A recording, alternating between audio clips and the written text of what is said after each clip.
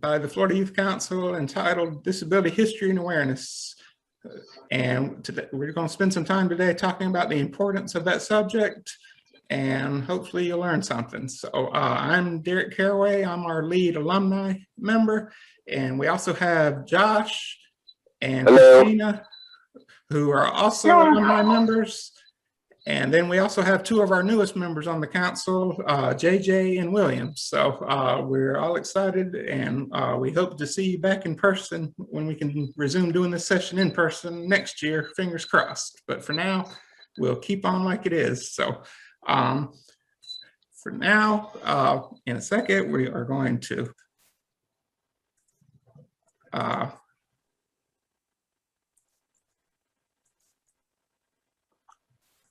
slideshow.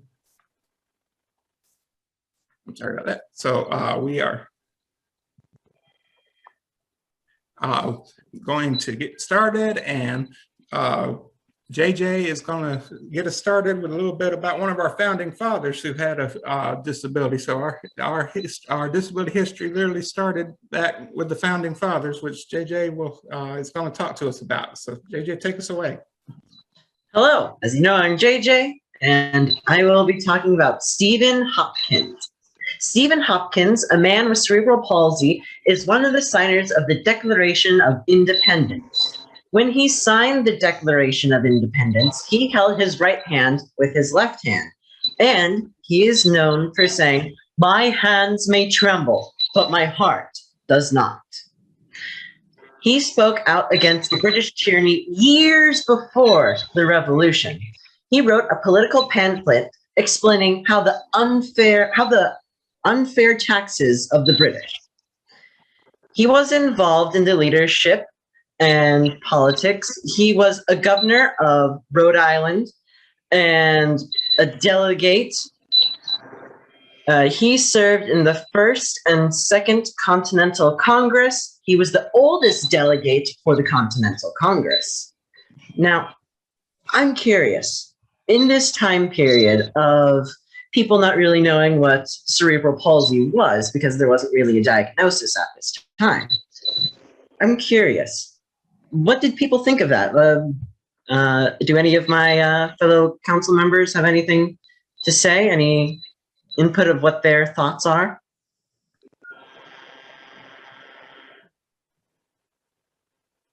No? Okay, well, I will also be talking about Franklin D. Roosevelt. And I'll wait for our next slide to pop up so you guys can see it. Here it is. Okay. Franklin D. Roosevelt, he was the 32nd president of the United States for an unprecedented 4 terms before dying in office, April 1945. In August 1921, while vacationing at Campobello Island, New Brunswick, he contracted an illness believed to be polio at the time. That resulted in total paralyzation from the waist down. His first doctor said to massage his legs, make him feel better, but that did nothing but cause him excruciating pain. Then he went to see another doctor, and that doctor, who was a specialist, said, stop. That's doing nothing. That's doing nothing but causing him pain. It has no benefit for him. He went for his own rehabilitation at Springs in Georgia. He also tried fishing to see if that would help. Interesting fact, while fishing one time, he had a 3-hour fight with a shark. So it took him 3 hours to get that fish out of the water, which is really awesome. And I've never caught a shark myself, but I think that's really cool. He wanted to hide his disabilities when he was president, and so he had the Secret Service, if there were any people taking photographs of him, they would take the film out of the camera and destroy the film. That is why there are only 2 photos of him in a wheelchair. And another interesting fact, the podiums that he would give speeches at were reinforced so he could use his hands to hold him up, and that is why we see him use his head instead of hand signals. So yeah, and that helped him stand when he was doing his speeches. He also needed help getting out of vehicles. He would have one person help him, like he was holding on to one person with his right shoulder, and with the other hand, he was using his cane to walk. And yeah. And also, after becoming president, he helped start the National Foundation for Infantile Paralysis. Today, that organization is called the March of Dimes. His leadership in this organization is the #1 reason he is commemorated on the dime. Just an FYI. The dime were silver through 1964, and now they are made out of copper and nickel, which I think is quite cool. I actually collect coins, so that's how I know this. And yeah, I actually have a few of his dimes, so quite cool. But yeah, that's all the information I have for you guys right now. So I will be passing it back to Derek. I hope some of this information stays with you. So yeah, Derek, take it away. You don't happen to have one of those dimes right near you, do you? You could show the Not camera. near me. I could come back with one, I think. That's okay. We'll keep going. Okay. Maybe next time. That's okay. Okay. Moving on, I'm going to talk about Justin Dart. Now, he's considered by many as one of the greatest disability advocates in our modern history. He was actually diagnosed, I believe he was about 18. He was diagnosed, he contracted polio, and he had went to school and got 2 degrees, but then the university would not issue his teaching certificate strictly because of his disability. So after that, he became a big advocate for all kinds of disabilities. He actually set up a nationwide tour where he visited all 50 states and discussed and promoted disability issues. Later on, in the early 80s, Dart was a member and the eventual chair of the Texas Governor's Committee for Persons with Disabilities. And in 1981, President Ronald Reagan selected Dart to be on the vice chair of the National Council on Disabilities. And this is a picture here on the slide of him. And I don't know if you noticed, but this hat I'm wearing is actually a replica of the hat that Dart kind of made famous, because every time he was out in public or every time he was advocating, he always wore this style hat, and it kind of became famous. So that's one reason I'm wearing it, since we're talking about him. And he'll go on, later on, he'll be known as the godfather of the Americans with Disabilities Act, which we'll get to in a few minutes. But for now, we'll move on. So, but he was a very powerful, prominent disability advocate. So now, Josh is going to talk to us about the Section 504 Act. Oh, unmute yourself, Josh, 1 second. There we go. Hello, Mike. Everything is gonna set up for me right now.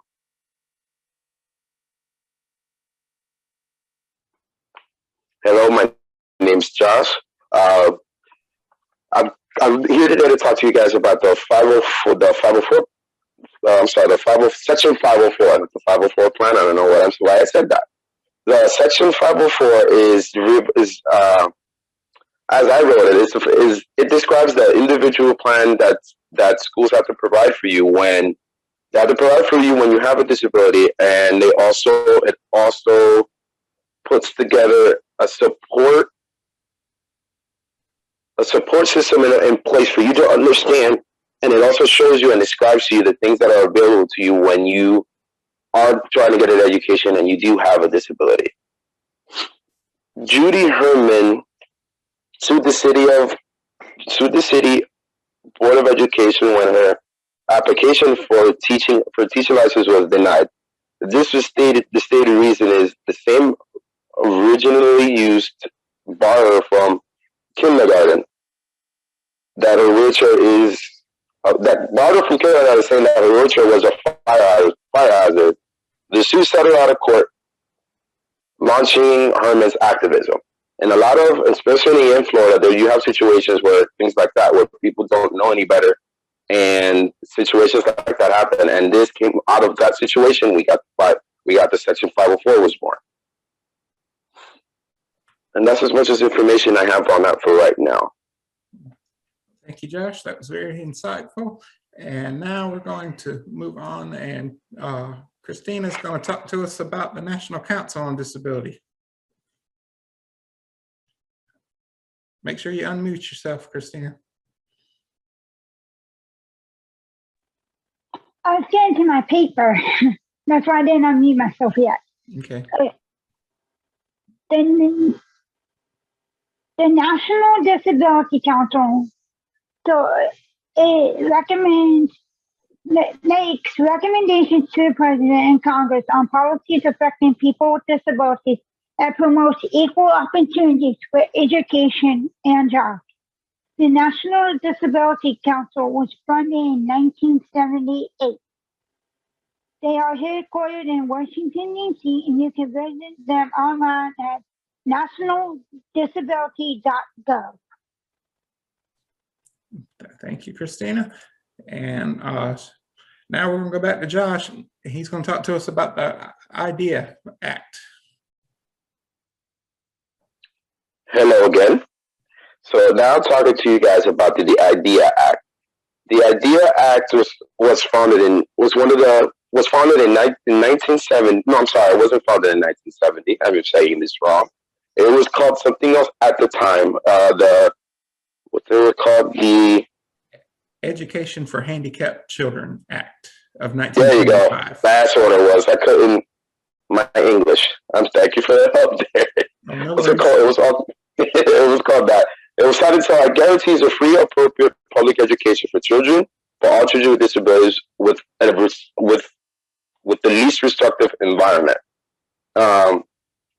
In 1983, Adapt Americans with Disabilities and Accessible Public Transportation began its national campaign for lifts and buses and access to public transit and people with disabilities. That in itself is something that's very huge, especially in the state of Florida. We have one of the biggest disabled populations that any other state really actually has, and transportation being one of the biggest things in the state. This is one of the most insightful things when it comes to disability and your history. Knowing that this was passed and this helps us get from point A to point B is amazing. And without all this, we wouldn't be having the education that we have now, because without transportation, we're not getting to school. Yeah, very well said, Josh. I know yourself and I both have to rely on public transportation due to our disabilities. Would you like to share a minute, brief thought or two on how this personally affects you, like how you'd be up the creek getting to work, for instance? Yes. My disability is based on his visual disability, and I have to take a public bus to work. Depending on where I live, is depending on how early I would have to get up to go to the bus. Yes, I can use special planned transportation. Now with the perks of Uber and all those other things, that does help. But those things did not exist 10 years ago. Mm-hmm. So you had to get up and do things like Derek would know, things like Dollar Ride, ST, Special Transportation Services. Those things would help. But at the end of the day, we had to depend on a timed bus route. And if state legislature wanted to take a bus stop, city planning wanted to take a bus stop away, it would affect our whole day. And we would always have to do what we had to do. And that's, wake up every morning, take that bus, go to work. Take that bus to make sure you get out of work at time and make sure you can get home on time. And that's what we got to do. Yeah, I can attest to that. That's actually been, I have to catch it to get to work, and it's not great. I have to be ready an hour before the time that they tell me, that I tell them I need to be somewhere, and they might get me to my destination a half hour early, and then I have to sit around waiting to clock in, which is definitely not attractive, but you got to do what you do. That's actually, for me personally, that's been one of the nice things about the pandemic, if you can find one, because my job's had me working from home and I had the stress of dealing with it. Yes. But sadly, that's coming to an end. It's looking like we might have to go back in August. So sadly, I'll have to revisit that again. But thank goodness for the IDEA for allowing accessible public transportation as part of the act. So We wouldn't be here talking today. Me and Derek, and as alumni, wouldn't be talking and with giving you the education we've learned, and as far as we've gone, without us having the transportation provider that we've needed through all of our lives and with our disabilities. Exactly. So that's that. So now we're going to turn it over to our newest member on the council, William, and he's going to talk to us a little bit about the Special Olympics and how that kind of incorporates into our overall disability history and how it promotes awareness. So William, take us away. Okay, sir. I love sports. Playing sports is a big part of my life. It helps me stay healthy and fit. It helps me learn to be a team player. It gives me confidence and it helps me have friends. This is why Special Olympics is so important to me. The idea of Special Olympics was started by Eunice Kickley Shermer in the 1960s. She began a camp for children with intellectual disabilities to assist parents in the summer months. They could not find activities for their children in the mainstream camps. The first games were in 1968 in the state of Chicago. Did you know that same year, my county, Tuscaloosa, took join people to join 1,000 athletes to compete in the very first Special Olympic Games. By 1970s, Tuscaloosa County, Florida's first Special Olympic State Games. There were 250 athletes from over Florida. Then 50 of those athletes traveled to Chicago to join. 1,500 athletes for second Special Olympic Games.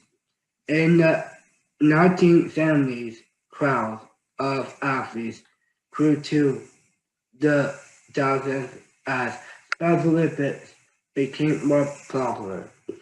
During the 1980s, Special Olympics began their torch, one that will grow into its largest fundraiser.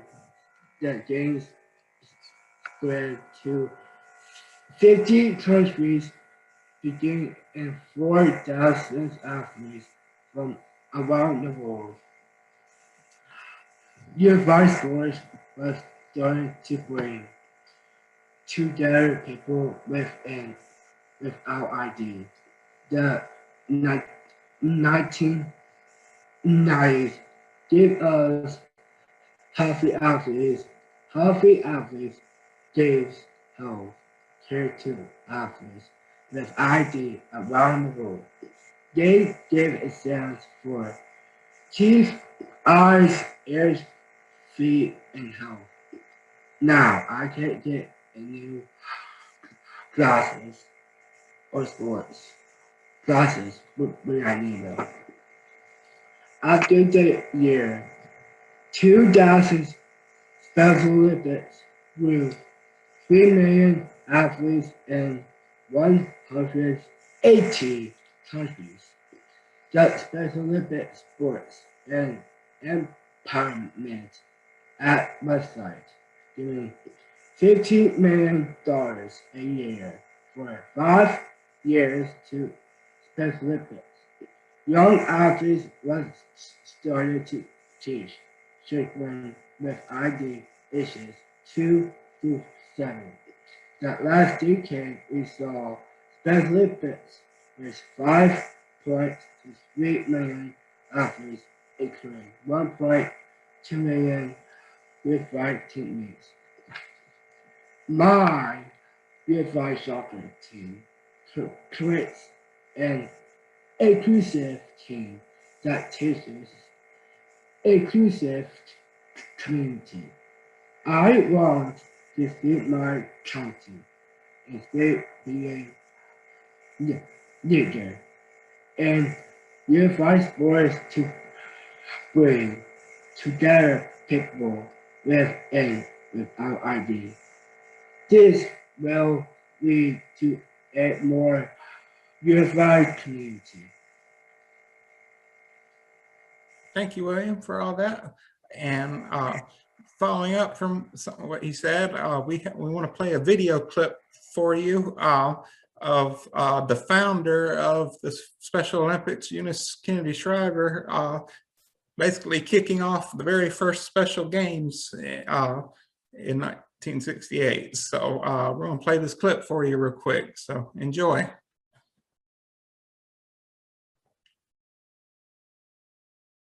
Oops.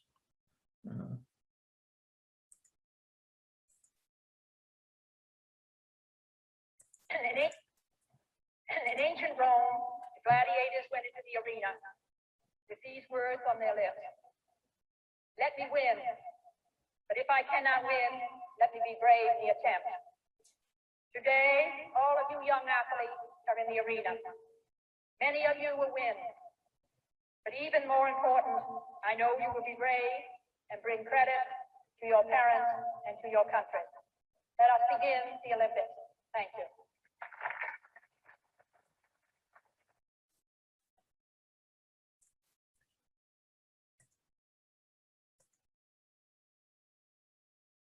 Okay, that's about the Special Olympics, and now we're going to get back to what I discussed earlier with Justin Dart, and we're going to talk about the Americans with Disabilities Act. Now this is the big one. This is probably the single most important law that's ever been passed when it comes to concerning people with disabilities. And it took a lot of fight and advocating and some negotiating, because even though it has a lot in there, they did leave out some stuff. They couldn't literally, like, they had to, the lawmakers had to compromise, or we had to compromise a little bit with lawmakers, because like the whole list of demands was just too much. But back to talking about Dart, he was a avid supporter of it, and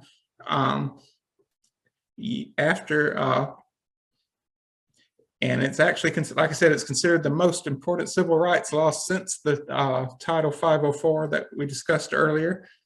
And and it was actually signed into law back in July 26, 1990 by President George H.W. Bush. And this is a picture of President Bush signing it. And if you notice, Justin Dart is sitting right there on the platform with the president as it's being signed. So he got to personally see his hard advocating come to pass by witnessing the president sign this major mark for the disability community. So I know it affects, or it affects every disabled person in this country. Before we move on, would any of our other council members like to just state real quick, like what the ADA means to them? or how it affects their lives, like how your life would be different if it was not for the ADA? Yeah, I could say something. Me coming from a country that doesn't have something like the ADA enforced. Me saying it that I was born in Puerto Rico, and I was born disabled. I got my disability when I was 6, and I had to go to the school of the blind over there. So over there, what they do, they just put everyone in one. If depending on what the disability you had, they put you in one school, and this school covered. Me being visually impaired, there was visually impaired and deaf kids in that school, and there was all there, but there was no classes to really or anybody to teach you how to mingle with other disabilities or understand each other's wants, needs, and limitations. But then when I came here to America, and my first experience in America was 10th grade, I had a TVI, which was an individual teacher that would come that was for visually impaired people and students, and she would explain things in a way that I understood with my disability, and she helped me she had someone who would help me with notes and all these things that I never had over there, and I wasn't put in the school for with everyone. I went to a regular high school, just like everyone else. I just had to do more testing and stuff like that. But without that, I don't think I would have had those experiences. Without the ADA, I would have not had that experience. I think coming to the U.S. would have been the same thing if I would have just stayed in Puerto Rico. I think they would have just put us all in one spot and we would have learned it our own way, but we want to not learn the right way. Yeah, I agree with that, Josh. That's very good testimony for it. And I know it definitely affected my life. ADA covers all kind of stuff. It covers letting public buildings be accessible so you can actually get into them. If you have a disability, like in a wheelchair, especially things like that. It made bathrooms accessible. It made public buses, for instance, accessible. Employment provisions where you can't be discriminated against when you're trying to get a job. They have to consider you if you have the same qualifications as a non-disabled person.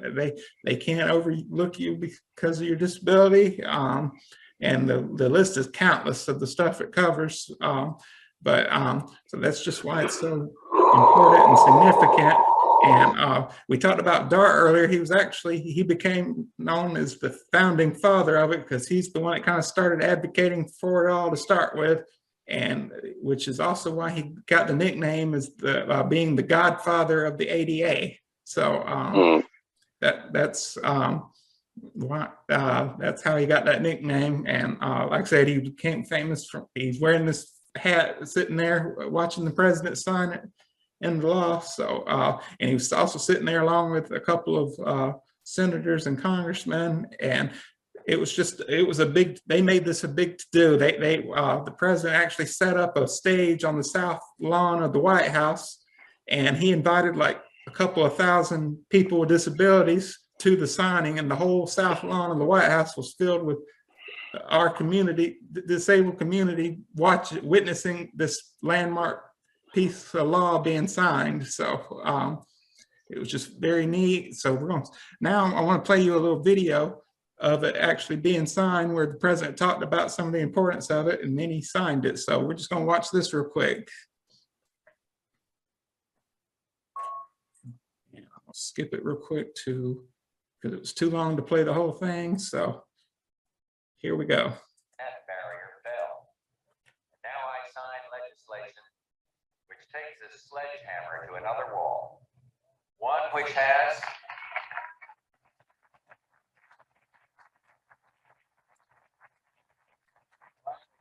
for too many generations separated Americans with disabilities from the freedom they could glimpse but not grasp. And once again we rejoice as this barrier falls, proclaiming together, we will not accept, we will not excuse, we will not tolerate discrimination in America.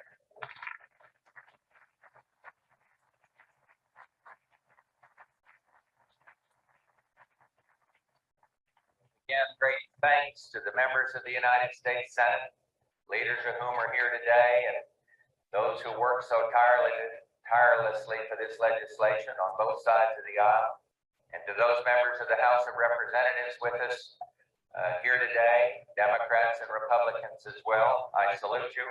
And on your behalf, as well as the behalf of this entire country, I now lift my pen to sign this Americans with Disability Act and say, let the shameful wall of exclusion finally come tumbling down. God bless you all.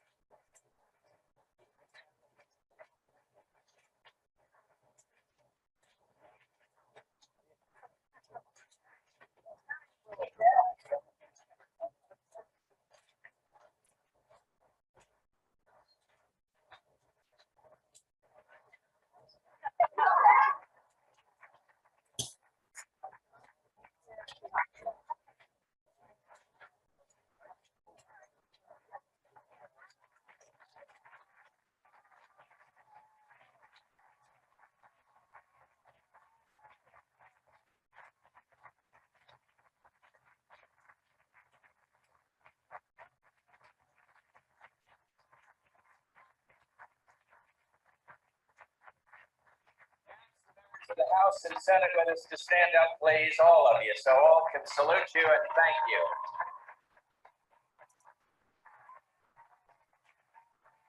Thank you all. Well done.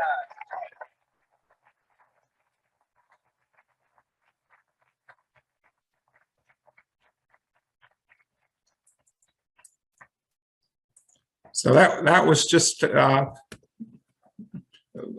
clip of the actual of the law being signed and a few words from the president. And at the end there, you could see the crowd I was talking about before. That was just a small glimpse of it. It didn't even show a full wide shot, I don't think. You might could find another video on your own later, but that was just, this is our,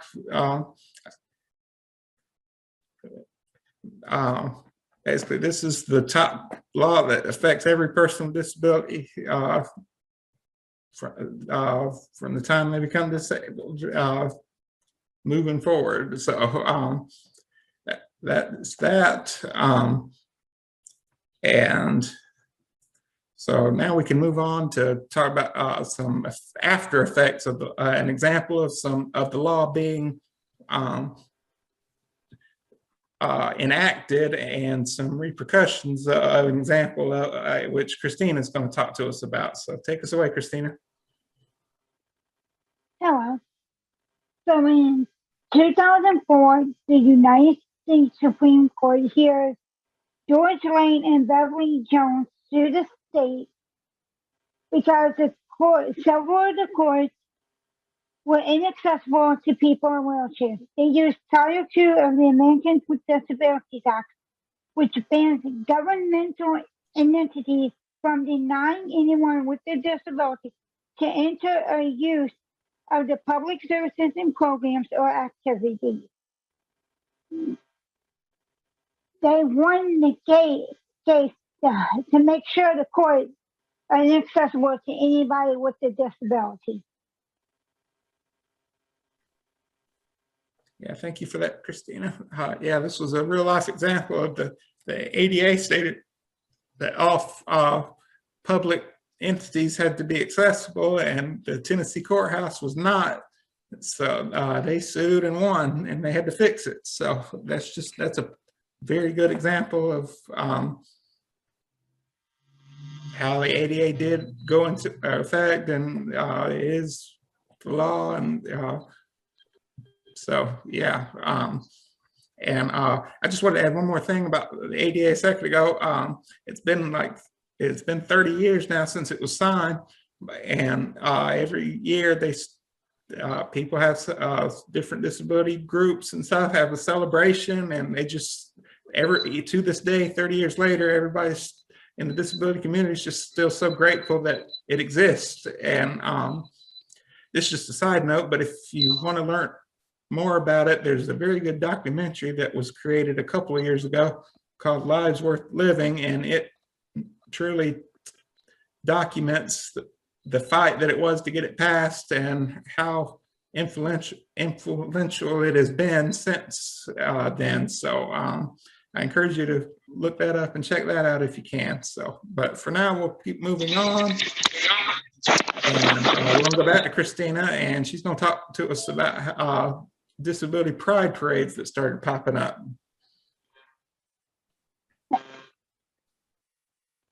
In 2004, disability parades were started in Chicago, Illinois. The parade seeks to change the way people think about and define disability, to end the stigma of disability, to promote the belief that disability is a natural and beautiful part of human diversity, in which people with disabilities can take pride in who they are. Yes, very good, very good. That's well said. So yeah, they keep the first one popped up in 2004 in Chicago, where almost 2,000 attended, and it's continued on every year. And I know it's spread out to other cities. New York does one, I believe, and I'm sure there's other cities I can't think of right off, but yeah, that's a good thing because it shows your pride and also helps spread the awareness. That's the hard part sometimes, is spreading the awareness. So that's definitely a good thing. So, but moving on, now we're going to talk about how, Josh is going to talk with us a little bit about how our Florida Youth Council has become a part of disability history in our country by a bill that was signed in the state of Florida a few years back. So Josh, take us away. Yeah, Josh again. As we were saying, talking about awareness, in 2013, the Florida Youth Council, with other senators of the state and Governor Chris, helped pass a bill for the first 2 weeks of October to be considered Disability Awareness Weeks. It was a bill that makes it doesn't necessarily, it's not mandatory, but it gives the ability for the education between kindergarten and the 12th grade to teach awareness of disabilities for the first 2 weeks of October. And with things like we were just saying about the ADA and Justin Barr and all the things that he did, that's was our little thing of trying to get the ball rolling in our state. Just like there's other historical things that bring awareness, like Women's Awareness Month, Black History Month, all those type of things. We wanted to make something as big as that, seem like Justin Barr did with the ADA. I don't know if you noticed in this picture as well, in the Justin Barr picture when they were signing the ADA, he was on the president, making sure it was signed. And as you see in this picture too, you have council members looking over the governor, making sure that all that hard work is somebody signing that and just make sure it is going to be enforced. And one of the things that, again, we say in the disabled community, we want everyone to be aware, and not necessarily because we want the help. It's because people need to know and they need to understand. And we want them to understand, and we want them to understand through our voices, not through someone that doesn't understand. Yes, so very well said, Josh. And just make sure everybody heard this was signed back in 2008. And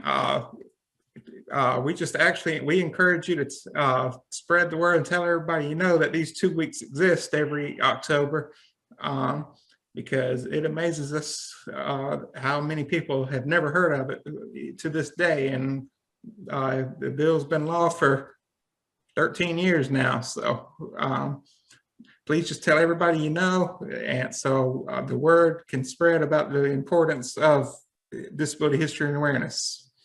So thank you, Josh. And now Josh is also going to tell us about another good resource and some of the project, another project that the FYC did a couple of years ago. So take us away, Josh. Back to spreading awareness as well. With the first thing you see, which is the FYC IP guide. while other alumni members that used to be on the council got together, and we all used to tell stories and share stories about experiences during our IEP.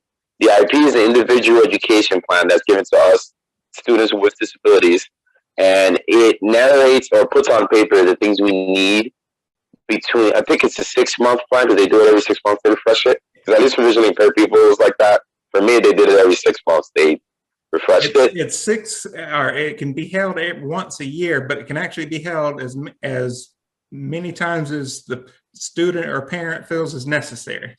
Oh, okay, yeah. So with me, I was fine with the 6 months. Traditionally, it's once a okay. year, but it depends on the student. Okay. So at that time, I did, at least when I was in school, and like I said, coming from Puerto Rico, I didn't even have an IP guide in Puerto Rico, and an IP in the first place. So having an IP guide was something that was really cool, because what it does is it breaks down the things that you can ask and the things that are available to you being the student, and it breaks it down to a point, and the vocabulary used in it is clear enough that a person with any type, majority of disabilities can understand and know what are their rights and the things that they can ask during an IEP. Sort of like a small little pamphlet of what's available to you, is not always having the teacher or your parent there next to you saying what your needs are. You also being able to express it, and this guide helps you do that. With another thing on the right, which is the book, was the book called "Taking the World by Storm."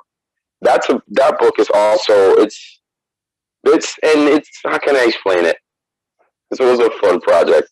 It's a lot of stories and points of views of old alumni members as well, of the experiences of having a disability. For instance, an example, I have a day in the life. I have examples of what it is to go on a date when you're visually impaired and stuff on it, and picking the perfect wardrobe and not wanting to look like a rainbow. And that is something that you might think it's funny, but when you're visually impaired or you don't know if you're looking good or you want to impress somebody, it's a pretty funny thing to think about. And that's in that book. I've had that. There's other alumni that have different disabilities and their point of view, from poems to stories to, like I said with me, that I just described a day in my life. But it was a fun project, and if you're interested, it's something that's really good builds awareness and also connects with other disabilities too. And the book is only $10, and if you're interested, you can contact the Family Cafe office and ask for our youth advisor, and she can lead you in the right direction. And also, our IEP guide is free, so just let y'all know that we actually have a PDF version of it on our website. That's floridayouthcouncil.com. And if you would like some printed copy, again, you can call the Family Cafe office and ask to speak to our youth advisor, and they can see about getting some shipped to you. So these are just 2 things projects we've done in the past and that we're very proud of. So, so basically wrapping up, we just kind of talked a little bit about why disability history and awareness is important. And we've also done other little projects. We actually have an ongoing council vlog project where some of us, we all record ourselves and talking about different disability issues, and we encourage you to check them out. We post them on our YouTube channel, Florida Youth Council, and we also post them to our Facebook page. We encourage you to like our Facebook page and stay up to date with us. And we thank you for joining us today for this distant pre-recorded session for the 2021 Family Cafe Disability History and Awareness. So we thank you for your time and hope to see you back in person doing this session next year. Have a good day.